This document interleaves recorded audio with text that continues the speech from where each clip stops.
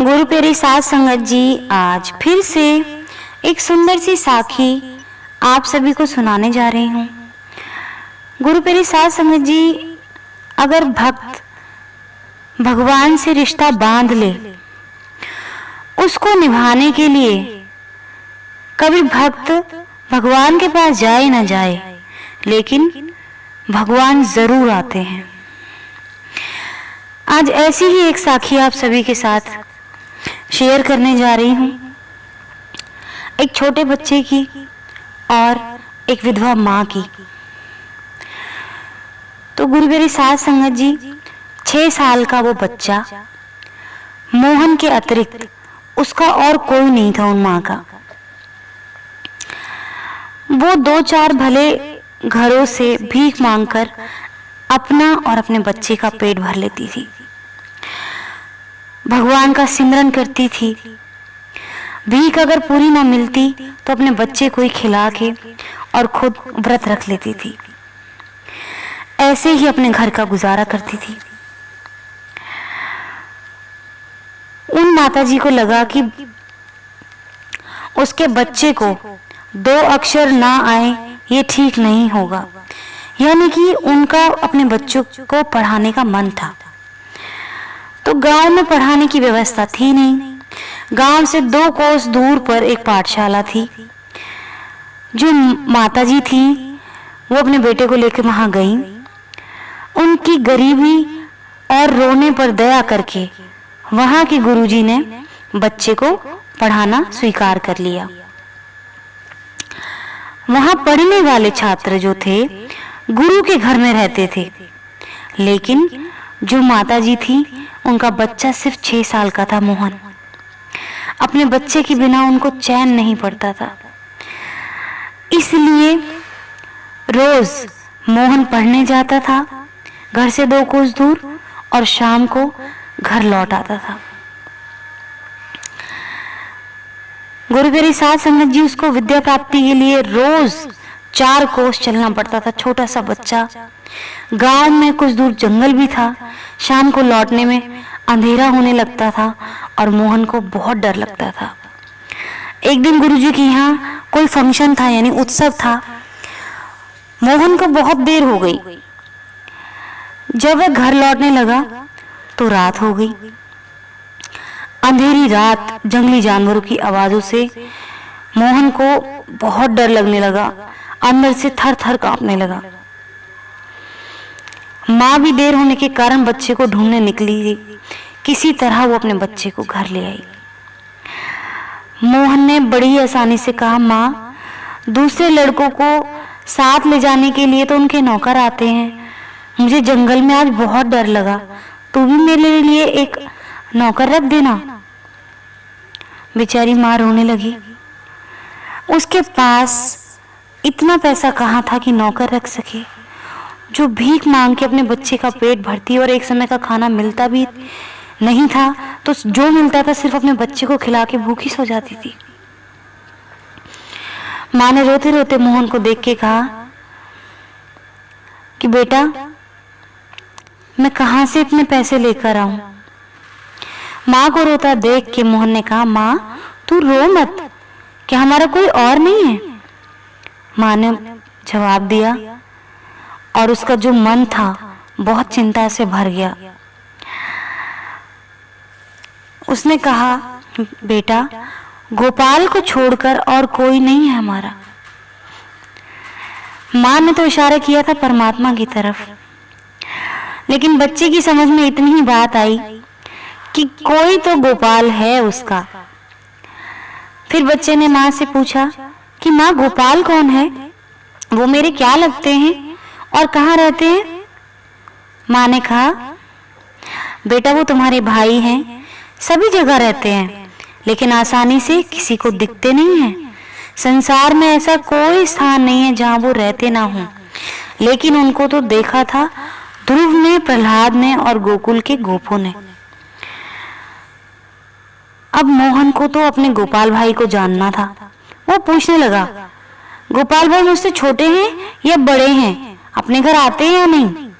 माँ ने उसे कहा, वो तुमसे बड़े हैं, घर भी आते हैं, पर हम लोग उनको देख नहीं सकते। जो उनके पाने के लिए यानी कि उनको पाने के लिए व्याकुल हो जाता है, उसी के पुकारने पर वो उसके पास आते हैं। मोहन ने कहा, जंगल में आते समय मुझे जब बड़ा डर लगता है, मैं बहुत व्याकुल हो जाता हूँ। अगर मैं गोपाल भाई को पुकारूंगा तो क्या वो मुझे बचाने आएंगे?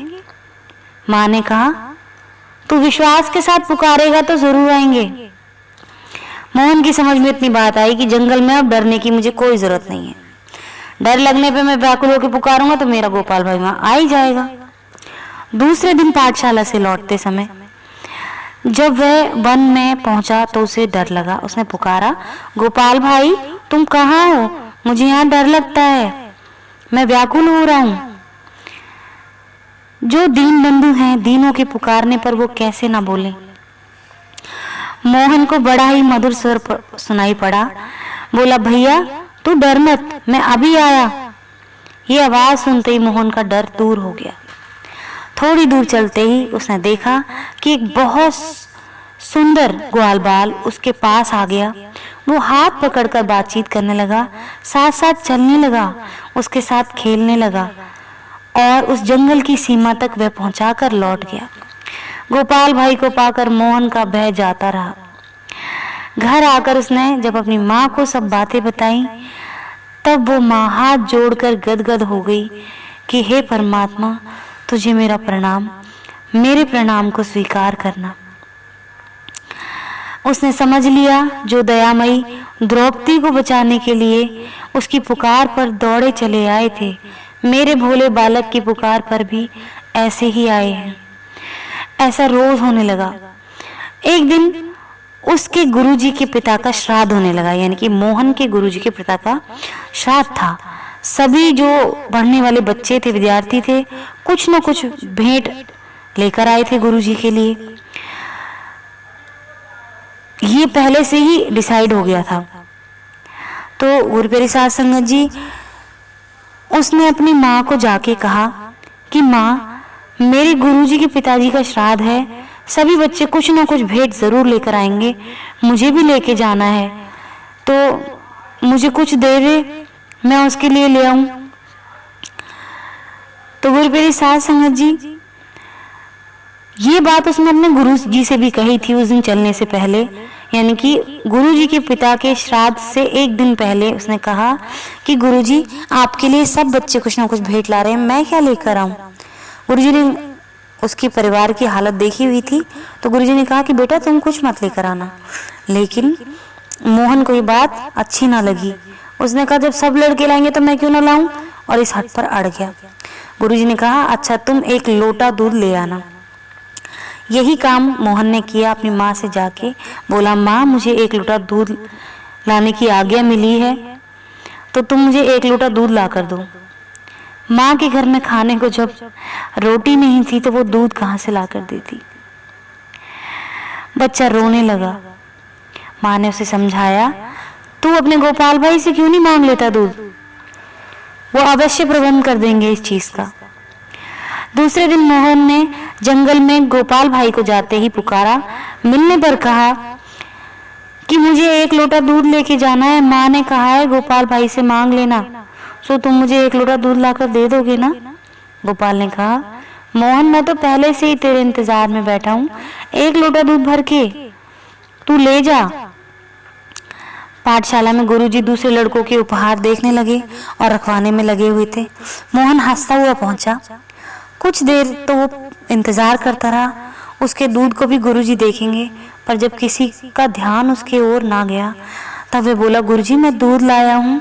गुरुजी ढेरों चीज संभालने में व्यस्त थे। मोहन ने जब उन्हें याद दिलाया तब झुंझला के बोले, जरा सा दूध लाकर ये लड़का कान खाए जाता है, जैसे इसने हमें निहाल कर दिया। इसका दूध किसी बर्तन से डालकर इसको हटा यहाँ से। मोहन अपने इस अपमान से खिन्न हो गया। उसका उत्साह चला गया, उसके आंखों से आंसू गिरने लगे। नौकर ने लोटा लेकर दूध कटोरे में डाला तो कटोरा भर गया, फिर ग्लास भर गया, फिर बाल्टी भर गई, फिर भगवान के हाथ से दिया वो लोटा था तो उसमें से कैसे खत्म होता, दूध तो अक्षय था, भगवान के हाथों को छुआ हुआ था। नौकर घबराकर गुरुजी के पास गया। उसकी बात सुनकर गुरुजी तथा सब लोग वहां हैरान हो गए। फिर गुरुजी ने कहा कि चलो इसको बड़े पात्र में डाल दो, यानी बड़े बर्तन में डाल दो। अब बड़े बर्तन भी भर गया और लोटा जरा सा भी खाली ना हुआ। बड़े बड़े बर्तन इसी तरीके से दूध से भर गए। अब गुरुजी ने पूछा, बेटा ये दूध कहाँ से लेके आया है तू? तो मोहन ने हंस के कहा, मेरे गोपाल भैया ने दिया है। गुरुजी बहुत चौंक गए इस बात को सुन के कि ऐसे कैसे हो सकता है, गोपाल कौन है? तुम्हारा तो कोई भाई नहीं है। तो मोहन ने कहा, है क्यों नहीं, गोपाल भाई मेरा बड़ा भाई है, वो मुझे रोज वन में मिलते हैं। माँ कहती है कि वह सब जगह रहता है पर दिखता नहीं है, कोई उसे खूब व्याकुल होकर पुकारे तभी आ जाता है, उससे जो कुछ मांगा जाए वो तुरंत दे देता है। अब गुरुजी को देर नहीं थी समझने की। मोहन को उन्होंने सीने से लगा लिया। श्राद्ध में उस दूध से खीर बनी और ब्राह्मण उसके स्वाद का वर्णन करते हुए थके नहीं। गोपाल भाई के दूध का स्वाद स्वर्ग के अमृत में भी नहीं, तब संसार के किसी पदार्थ में कहां से होगा। उस दूध का बना श्राद्धान पाकर गुरुजी के पितृ तृप्त नहीं बल्कि माया से मुक्त भी हो गए। श्राद्ध समाप्त हुआ, संध्या को सब चले गए। मोहन को गुरुजी ने रोक लिया था। अब उन्होंने कहा, बेटा मैं तेरे साथ चलता हूँ, तुम मुझे अपने गोपाल भाई के दर्शन करा देगा ना? मोहन ने कहा, क्यों नहीं, चलिए, मेरा गोपाल भाई पुकारते ही आ जाता है। वन में पहुंचकर मैं उनको पुकारूंगा और वो आ जाएंगे। वन में जाके बच्चे ने ऐसा ही किया। उत्तर में सुनाई पड़ा, आज तुम अकेले नहीं हो, आज तुम्हें डर नहीं लगेगा, फिर तुम मुझे क्यों बुलाते हो? मोहन ने कहा, भैया मेरे गुरुजी तुम्हें देखना चाहते हैं, तुम जल्दी आओ। जब मोहन ने गोपाल भाई को देखा तो गुरुजी से कहा, आपने देखा मेरा गोपाल भाई कितना सुंदर है? गुरुजी कहने लगे, मुझे तो दिखता ही नहीं, मैं तो सिर्फ ही प्रकाश देख रहा हूं कि यहाँ कोई रोशनी है। अब मोहन ने कहा, गोपाल भाई तुम मेरे गुरुजी को नजर क्यों नहीं आते हो? तो भगवान ने कहा, तुम्हारी बात दूसरी है, तुम्हारा अंतःकरण शुद्ध है, यानी कि तुम्हारी आत्मा साफ है, तुम में सरल विश्वास है, इसलिए मैं तुम्हारे पास आता हूँ। तुम्हारे गुरुदेव जी को जो प्रकाश दिख गया उनके लिए वही बहुत है, उनका इतने से ही कल्याण हो जाएगा। उस अमृत भरे स्वर को सुनकर गुरुदेव का हृदय गदगद हो गया। उनको अपने दिल में भगवान के दर्शन हुए, भगवान की उन्होंने स्तुति की, यानी कि भगवान को पुकारा। कुछ देर बाद जब भगवान अंतर्ध्यान हो गए तब मोहन को साथ लेकर वे अपने घर आए और वहां पहुंचकर उनके आंखें भी धन्य हो गईं। गोपाल भाई उस ब्रह्माणी की गोद में बैठे थे और माँ की जो आंखों से आंसुओं की धारा निकल रही थी वो रुक नहीं रही थी, बहती जा रही थी कि माँ को भी उस बच्चे ने तार दिया, यानी कि उस परमात्मा के दर्शन करा दिए और माँ भी भव सागर से बड़ी आसानी से तर जाएगी। तो गुरु प्यारी साध संगत जी, परमात्मा ऐसे ही हैं। अगर आप उनको सच्चे मन से पुकारते हो तो वो जरूर आपको दिखते भी हैं, आपसे मिलते भी हैं और आपकी हर मनोकामना पूरी करते हैं। और ये सिर्फ कहने के लिए नहीं है, ये बात ये सच है। आपका मन अगर निश्चल है, आप सच्चे मन से पुकारो, आपकी हर बात का जवाब देते हैं। तो गुरु प्यारी साध संगत जी, आज इसी के साथ इस सुंदर सी साखी को यहीं समाप्त करना चाहूंगी। मिलती हूँ आपसे अपनी अगली वीडियो में नई साखी के साथ। तब तक के लिए खुश रहें, सिमरन करते रहें, सच्ची सेवा करते रहें।